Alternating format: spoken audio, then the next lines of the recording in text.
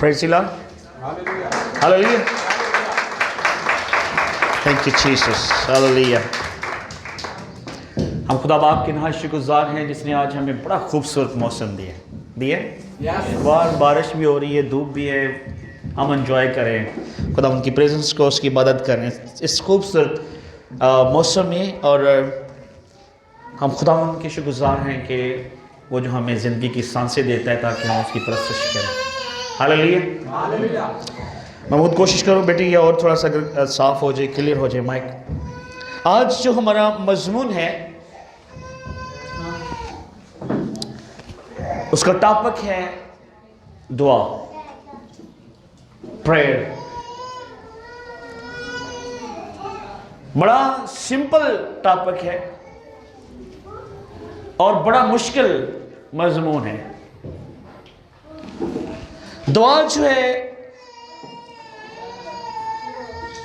सबसे ज्यादा ना समझने वाला अमल है कलीसिया के अंदर।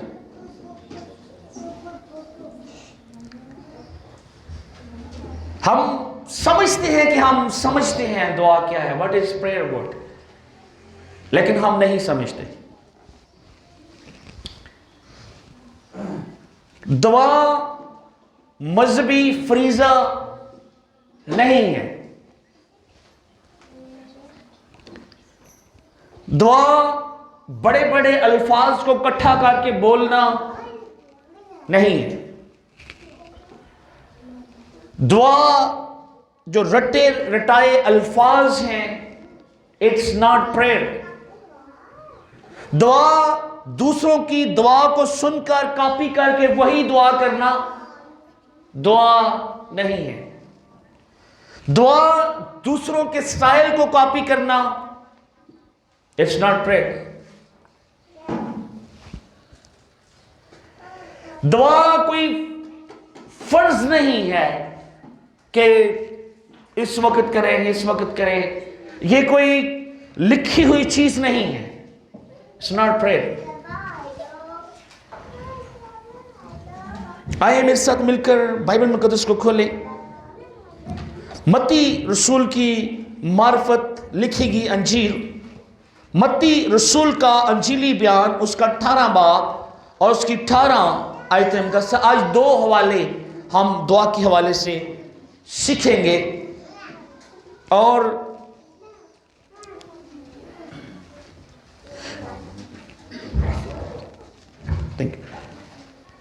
मैं कोशिश करूंगा कि आज बहुत स्लो बोलूं ताकि आज हम सीखें, हमारे पास वक्त भी है। अगर आज आपने इस टॉपिक को समझ लिया, आपकी दुआया जिंदगी बदल जाएगी, आपकी दुआ तब्दील हो जाएगी। आपको समझ लगेगा कि अपनी हमारी पहचान क्या है। जरा बेटी नादिया जी वो पढ़ने में रहनुमाई करेगी। मत्ती की इंजील उसका 18 बाब उसकी 18 आयत मुकद्दसा। बेटे एक ही आयत पढ़नी है। मैं तुमसे सच कहता हूं कि जो कुछ तुम जमीन पर बांधोगे वो आसमान पर बंधेगा, और जो कुछ तुम जमीन पर खोलोगे वो आसमान पर खुलेगा। Praise the Lord. जो कुछ तुम जमीन पर, मेरे साथ रहने आपने, ये कह कौन रहे हैं? यीशु मसीह के ये अल्फाज है कि जो कुछ तुम जमीन पर वो आसमान पर। किसी नबी ने, किसी मजहब के जो लीडर है उसने ये नहीं कहा, अपने पैरोकारों को यह इख्तियार नहीं दिया कि जो कुछ तुम जमीन पर बांधोगे वो आसमान पर बंध जाएगा। या किसी ने दिए? नहीं। दूसरे अल्फाज में यीशु मसीह ये कह रहे हैं कि तुम खुदा की बादशाही में मुदाखलत कर सकते हो। ਇਹਦਾ मतलब की है? यही कि हो रहे कोई तुम खुद जो तुम जमीन पर बांध रहे हो और बंद वो आसमान पर रहा है, खोल तुम जमीन पर रहे हो और वो खोल आसमान पर रहा है। कौन कह सकता है? वही जिसके पास जमीन और आसमान का इख्तियार है। हालेलुया। जिदे कोल है वही कहेगा ना, ते जिदे कोल नहीं है वो तो नहीं कह सकता। यीशु मसीह के अल्फाज है कि जो कुछ तुम जमीन पर बांधोगे वो आसमान पर बंधेगा, और जो कुछ तुम खोल दोगे वो खोल जाएगा। खुदा ने आपको परमिशन दी है कि आप आसमान की तरजीहात को बदल सकते हैं।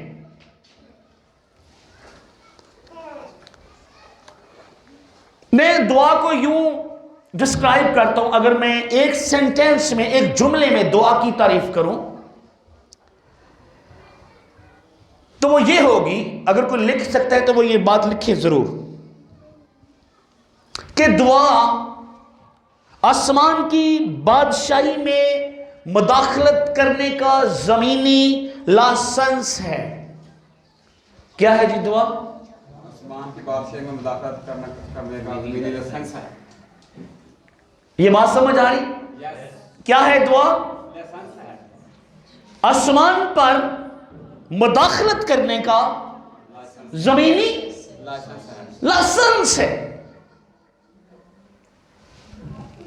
अब दुआ को समझने के लिए यह जरूरी है कि जहां का हमें लाइसेंस मिला है, जिस सल्तनत का हमें ग्रीन कार्ड मिला है, खुदा की बादशाही का हमें उसकी तरजीहात को तब्दील करने का जो लाइसेंस मिला है, हम उसके कानून को जरा सीखें तो फिर जाकर हमें प्रेयर और दुआ समझ आएगी। वरना जैसे कलीसिया करती आई है, दूसरे से सुना, थोड़ी सी दिलेरी मिल गई, बहुत यार तो माइक से दुआ करना शौक होता है, वो समझते हैं कि मेरी ऊंची आवाज होगी तो that is the best prayer. That is not prayer. दुआ सबसे ज्यादा मिसअंडरस्टूड एक्टिविटी है जमीन के ऊपर, जो हम समझते नहीं। जरा पैदाइश की किताब खोलें और पहला बाब उसकी 28 आयत का साथ जो है वो बेटी नाजिया हमारे लिए तिलावत करेगी। और खुदा ने उनको बरकत दी और कहा कि फलो और बढ़ो और जमीन को मामूर महकूम करो, और समुद्र की मछलियों और हवा के परिंदों और कुल जानवरों पर जो जमीन पर चलते हैं इख्तियार रखो। आमीन। ये बात है। अगर ये बात आज समझ में आ गई, पूरी बाइबल आपको समझ आना शुरू हो जाएगी।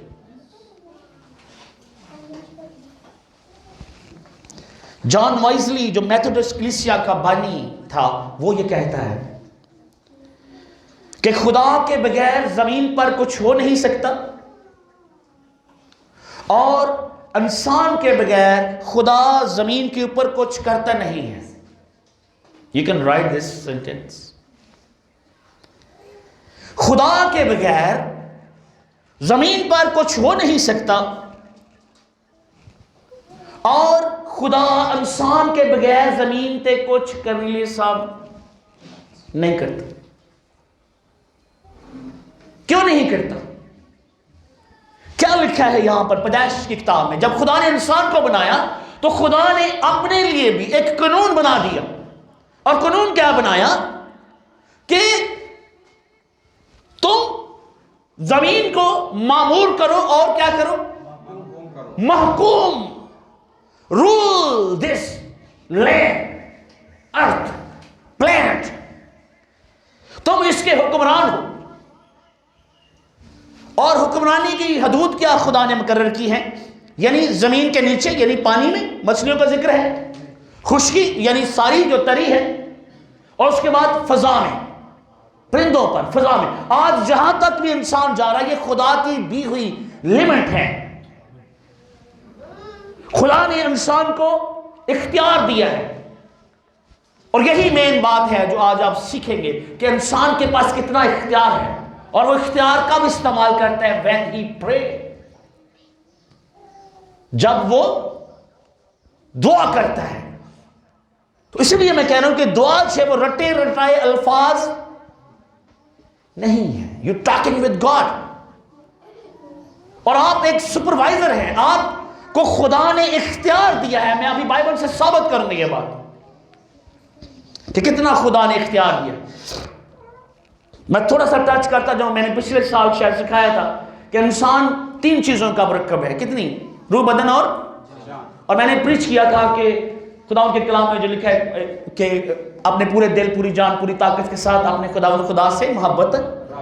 तो 3 चीजें हैं इंसान के अंदर, और अगर इन तीनों में से एक नहीं है तो फिर इंसान मुकम्मल नहीं होता। और जो हिब्रू में, अब्रानी ज़बान में लफ्ज इंसान के लिए लिखा है वो है इश, ISH, इश, ह्यूमन, ह्यूमिस बल्कि लिखा है। तो उसमें मेल और फीमेल का जिक्र नहीं, इंसान सिर्फ इंसान है। और फिर जो खुदा ने कानून बनाया है कि इंसान ने इस मिट्टी से ये बदन जो तख्लीक किया है, हम सब जानते हैं, मैंने प्रीच किया था कि असल इंसान से वो रूह है। जब खुदा ने ये फरमाया कि आओ हम इंसान को अपनी शक्ल और सूरत पर, अपनी शबीह पर तख्लीक करें, तो खुदा ने इंसान का क्या बनाया था? कितने लोगों को समझ याद है? जब खुदा ने ये कहा कि आओ हम इंसान को अपनी शक्ल और सूरत पर बनाएं, तो क्या बनाया खुदा ने? और खुदा क्या है भाई दबे? यूहन्ना की इंजील में क्या लिखा है? खुदा रूह है और जरूरत है उसके परस्तार रूह और सच्चाई से उसकी परस्तिश। तो जब ये खुदा कह रहे हैं कि आओ हम इंसान को अपनी शक्ल और सूरत पर बनाएं, तो नंबर 1 जो आम थियोलॉजी है कि यस, खुदा ने अपने कैरेक्टर, अपने किरदार पर इंसान को, अपनी खूबियों पर इंसान को बनाया, यस। लेकिन उसके साथ खुदा क्या है? खुदा रूह है। तो जब खुदा ने ये कहा कि आओ हम इंसान को अपनी शक्ल और सूरत पर बनाएं, तो खुदा ने इंसान की रूह को बनाया। और फिर कलाम मुकद्दस में लिखा है, दूसरे बाब में जाकर लिखा है कि फिर खुदा ने जमीन की मिट्टी ली और इंसान को तख्लीक किया और इंसान के नथनों में जिंदगी का दम फूका। यानी वो जो रूह पहले बाब में बनी है 26 आयत में, वो रूह जो है उस बदन में, यानी इस डर्ट के अंदर, इस खाक के अंदर जो है वो डाल दी है। और असल इंसान जो है वो रूह है। क्या है जी? अगर आज ये याद रहा गया सर, मैं एक दफा तालीम दें, सुस्त तो नहीं मेरे साथ है? Praise the Lord, hallelujah. रूह नहीं मरती। ज़बूर 104 में लिखा है कि तू अपनी रूह भेजता है और इंसान पैदा होते हैं। हालेलुया। रूह ऊपर से आती है ते बाज़ दी किताब च फिर खुदा उन्होंने जुदा कहंदा रूह उत्थे चली जानी जिथों आई सी ते खाक तो खाक उन्हें किथों ली सी? तो खाक में मिल जाती है रूह, वहां पर रूह नहीं मरती। असल इंसान रूह है। अक्सर हम कहते हैं मेरी रूह मेरे अंदर रहती है। मैं कहता हूं कि ऐसे कहना चाहिए कि मैं इस बदन के अंदर रहता हूं और ये बदन बड़ा अहम है। जिस तरह दवा लाइसेंस है खुदा की बादशाही में मुदाखलत करने का, इसी तरीके से ये जो बदन है ये भी लाइसेंस है जमीन के ऊपर फंक्शन करने का, जमीन के ऊपर चीजों को कंट्रोल करने का। ये बदन है। अगर ये बदन नहीं है हम कंट्रोल नहीं कर सकते। जब रूह इस बदन से निकल जाती है तो ये बदन जो है बेकार हो जाता है। और बगैर बदन के रूह जो है वो इलीगल है। बगैर बदन के रूह जो है वो गैर कानूनी है। उसको फिर जाना है, उसका कोई जवाब नहीं रहता कि वो जमीन पर रहे। अब ये लाइसेंस है ये बदन जमीन पर चीजों को कंट्रोल करने के लिए। इसीलिए इब्लीस ने सांप का बदन लिया। जब वो हवा से मुखातब हुआ, उसको एक बदन की जरूरत थी। आज भी इब्लीस को जब दुनिया में तहस नहस करना है तो वो किन को इस्तेमाल करे? बॉडी को। इब्लीस को भी बॉडी चाहिए, अदरवाइज वो इलीगल है, वो तो फेंका हुआ है। और जेडी रूह बदन के बगैर है उन्होंने की कहने बद रूह, बदन नहीं ना उसका। ठीक है, तो सीख क्या रहे कि खुदा ने इंसान को सुपरवाइजर बनाया है, और जब सुपरवाइजर बना दिया खुदा ने इंसान को, हाकम बना दिया कि तू इस जमीन का बादशाह है, और अगर खुदा खुद किसी को बादशाह बनाकर उसकी बादशाही में मदाखलत करे तो खुदा अपना कानून तोड़ता है। तो खुदा तो अपना कानून नहीं तोड़ता। कितने लोगों को मेरी बात समझ आ रही? कभी ये सोचा कि जदों अबलीस हवा नूं वरगला रहा सी ते खुदा देख रहा है, तो जदों सारा कुछ हो गया खुदा आदम ने पूछना है तू किधर है भाई, तो पहले नहीं सी रोक सकता खुदा, हवा को बता नहीं सकता था, कुछ कर नहीं सकता था, तो फरिश्ता नहीं आ सकता था, आदम को नहीं बता सकता था जा अपनी बीवी को बचा, अबलीस आ गई आजमाइश कर। क्या खुदा ने रोका? नहीं रोका। क्यों नहीं रोका? वो सुपरवाइजर है। इंसान के पास इख्तियार है। टॉपिक किया साडा प्रेयर, टॉपिक किए दुआ, प्रेयर। और प्रेयर की उस वक्त तक समझ नहीं आएगी जब तक हमें पता नहीं चलेगा कि हमारा इख्तियार कितना है। और इस आयत की खास तौर पर यीशु मसीह ने कहा जो कुछ तुम जमीन पर बांधोगे वो आसमान पर बन जाएगा। कभी ये बात खुल नहीं सकती, कैसे मुमकिन है, हाउ दैट पॉसिबल, जब तक हम पुराने यादनामे को ना देखें और इंसान का इख्तियार ना देखें। और इसीलिए जॉन वाइजली कहता है कि खुदा के बगैर जमीन के ऊपर कुछ हो नहीं सकता, और इंसान के बगैर खुदा जमीन के ऊपर कुछ करता नहीं। जब खुदा ने सदूम और अमूरा को तबाह करना था, खुदा को क्या जरूरत पड़ी थी वो इब्राहिम से आकर पूछता, हाँ भाई ऐसे चलने तबाह कर दिए कि नहीं? पूछा कि नहीं पूछे? बहनें मेरे साथ हैं, बेटियां साथ हैं। कितने लोगों को समझ आती? जरूरत तो है सी पूछने की, वो ना भी पूछता तो तबाह कर सकता सी। क्यों वो पूछ रहा है? और फिर इब्राहिम क्या कहता है, अगर 50 आदमी हो तो क्या तू उस जगह को छोड़ देगा? खुदा कहता है भाई तू बॉस है, यू आर द सुपरवाइजर। इजाजत ले रहा कि नहीं उससे ले रहा? पूछ रहा कि नहीं पूछ रहा? इजाजत ही ले रहा था ना। तो फिर इब्राहिम ने कहा अगर 5 के घट जान होर 50 जो फिर भी गल बन जाएगी ना। हाँ जी भाई तेरे पास इख्तियार है। अगर 40 हो जाए यू आर द बॉस। 30 भाई तेरी मन नहीं जाएगी। 20 10 अगर वो एक कह देता इब्राहिम फिर की होना? मैं समझता हूं शायद इब्राहिम भाग जाता और लूत को वहां से निकालता और उन बाहर ले जाता, भाई मैं खुदा ने इजाजत देनी ताकि उन्हें तबाह कर दे। खुदा इंसान के बगैर कुछ नहीं करता, क्योंकि ये जमीन खुदा ने इंसान को इसका हाकिम बनाया है और इख्तियार दिया है ताकि खुदा अपने कवानीन जो है वो ना तोड़े। खुदा ने जब मूसा को चुना ताकि वो कौम बनी इसराइल को फिरौन की कैद से छुड़ाए, तो जो खास मकाम है, बड़ा मौजज़ा जो बाइबल मुक़द्दस में हम देखते हैं, जो कुछ भी किया नंबर 1 तो खुदा ने मूसा के वसीला से किया।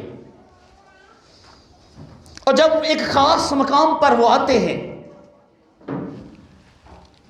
जब वो बहरे कुलजुम के किनारे पर खड़े हैं और पीछे रोम की और उनके फिरौन की फौजें हैं, मिस्री हैं, जंगजू हैं, घोड़े हैं, रथ है, शोर है और एक खौफ और एक बहुत बड़ा बुंचाल पीछे से आ रहा है,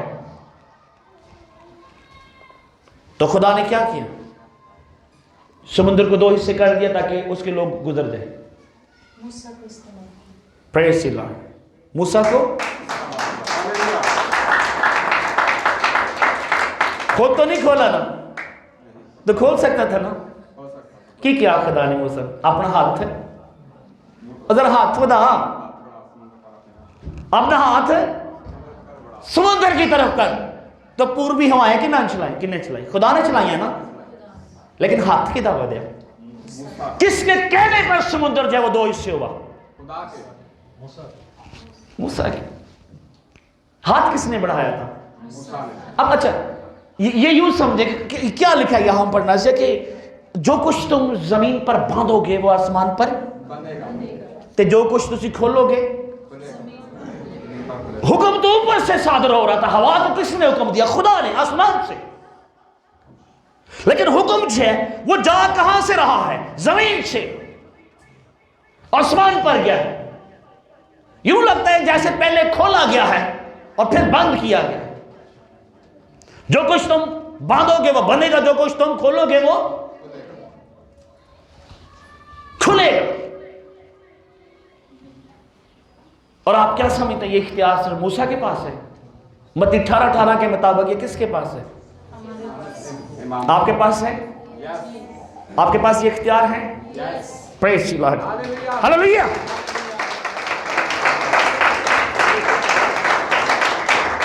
ऐसा लगता है कि पहले खोला गया है और जब वो गुजर गए, इसराइली गुजर गए, मूसा उनको साथ लेकर बहरे कुलज़म क्रॉस कर गया, पार कर गए वो समुद्र को। तो जब मूसा ने देखा और लोगों ने देखा कि वो मिस्री जो है वो दोबारा से पीछे आ रहे हैं, परेशान हो गए। हुण की करिए, अब क्या करें? रास्ता तो खुदा ने बना दिया और बड़ा बेहतरीन बनाया और सारे गुजर गए। इतनी बड़ी तादाद अपने जानवरों समेत, बच्चों बीवी समेत वो लोग गुजर गए। कितना टाइम लगा होगा उनको? 5 मिनट में नहीं गुजरे, 10 मिनट में नहीं गुजरे, बहुत वक्त लगा। उसकी लंबाई चढ़ाई लिखी हुई है, बड़ा फासला। और पैदल और रथों समेत, घोड़ों समेत, बैलों समेत, बच्चों समेत, छोटे छोटे बच्चे हैं, बूढ़े हैं, उनको उठाकर लोग पैदल चल रहे हैं।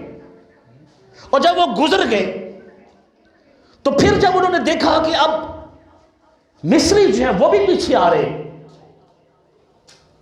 तो मूसा परेशान हो गए। तो खुदा ने क्या कहा? और जेड़ा पहला हाथ बढ़ाया सी दोबारा बढ़ा। तो फिर जब उसने हाथ बढ़ाया तो क्या हुआ? अपनी जगह पर वापस आ गया। किसके हाथ बढ़ने से? मूसा के हाथ बढ़े। किसको इख्तियार दिया है?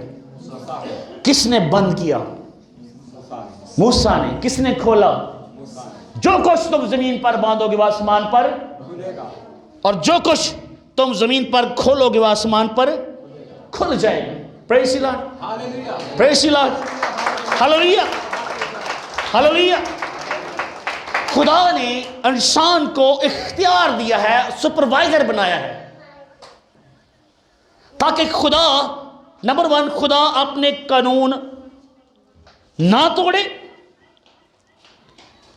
और जब हम दुआ करते हैं तो इसका मतलब है कि हम खुदा को इजाज़त देते हैं कि खुदा ज़मीन पर अपनी असलाहात को पूरा करे। When we pray, और इख्तियार के साथ, रटी रटाई दुआएं नहीं। Prayer can change things। दुआ जो है वो आसमान को हिला देती है। दुआ जो है फरिश्तों को मुतहर्रिक कर देती है। दुआ जो है खुदा की बादशाही में खलल डाल देती है। दुआ जो है उससे ऊपर दानियल क्या कर रहा था? He was praying। एलिया ने क्या किया? आसमान बंद कर दिया। भाई कितने ते फिर जब उन्हें दुआ की थी आसमान, जो कुछ तुम जमीन पर बांधोगे वो आसमान पर, जो कुछ तुम खोलोगे वो आसमान पर। Praise the Lord, hallelujah. हम जब देखते हैं नैनवा के लोगों को क्या हो रहा था, खुदा ने हुक्म दे दिया, फैसला हो गया कि नैनवा जो है वो तबाह हो जाएगी। गौर करें इस बात के ऊपर। फैसला हो चुका है, साइन हो चुके, दस्तखत हो चुके, स्टैंप लग गई, हुक्म सादर हो गया, और जोना ये जानता है कि ये तबाह हो जाएंगे। उन्हें बड़ी टूटी फूटी जी मनादी की थी, थोड़ी सी जमीन पर जितनी वो घूम सकता था, जो भी फॉर्मेलिटी, उसको ये कंफर्म था कि नैनवा अब तबाह हो जाएगा। लेकिन जब लोगों ने दुआ की, क्या हो गया? खुदा ने अपना हुक्म तब्दील कर दिया, खुदा ने अपना इरादा बदल दिया। कब? जब उन्होंने,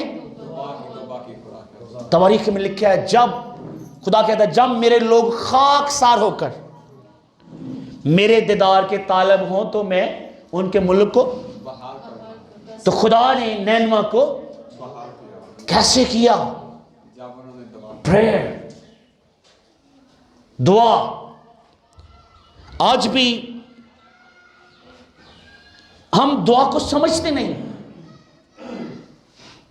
हम बड़ा लाइट लेते हैं प्रेयर को, फॉर्मल समझते हैं, फॉर्मेलिटी समझते हैं। पंजाबी च कहते हैं वो पहाड़ा सा, कुछ लोग तो पढ़ते हैं, हाँ जी सुबह सुबह दुआ की है जी, हाँ जी रात को सोने से पहले भी हमने की थी दुआ, हमने दुआ मांगी है जी। और ज्यादातर नमाज, हमने नमाज पढ़ी। प्रेयर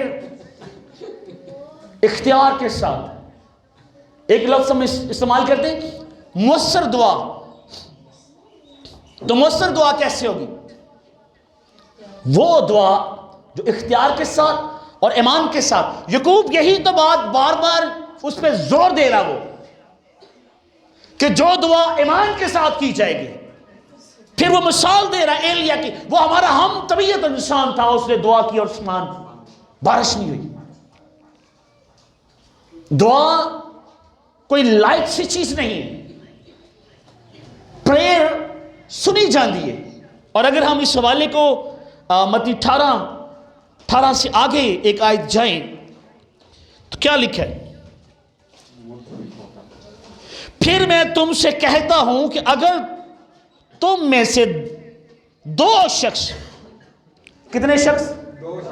यह भी एक मकाशफ है। दो शख्स जमीन पर किसी बात के लिए जिसे वो चाहते हैं इत्तफाक करें, तो वो मेरे बाप की तरफ से जो आसमान पर है उनके लिए मुत्तफिक होना, इत्तफाक कर लेना।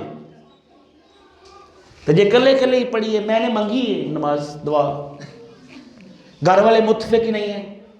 मतलब क्यों? अच्छा दुआ क्यों नहीं हम करते? हमें यकीन नहीं है कि दुआ सुनी जा रही है। आज मैं यही प्रीच कर रहा हूं कि दुआ कोई अहम गल नहीं है। Prayer is a power. दुआ एक कुव्वत है जो आसमानों को हिला देती है। तो जिन फैमिलियों को या जिस शख्स को, जिस ईमानदार को इस मुकाशफे का पता नहीं है, उन्होंने दुआ फिर एवं होती है, क्योंकि वो जानते नहीं, वो ईमान से करते नहीं।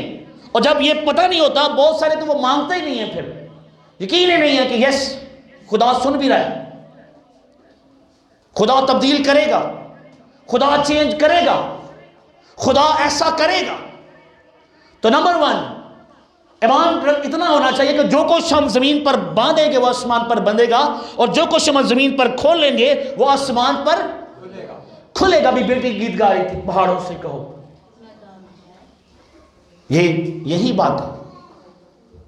तूफानों से कहे अभी थम जाए यीशु नाम में, तो वो तो सिखा रहा है। आगे जरा पढ़े, इस पे क्या लिखे?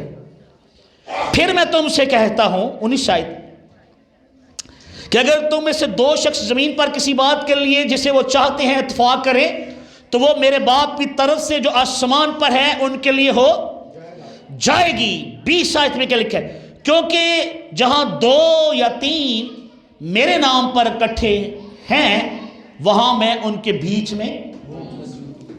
यह किसकी स्टेटमेंट है? ये किसका वादा है? यीशु मसीह किसके अल्फाज है? यीशु मसीह के प्रेज़ द लॉर्ड। हालेलुया है कि नहीं?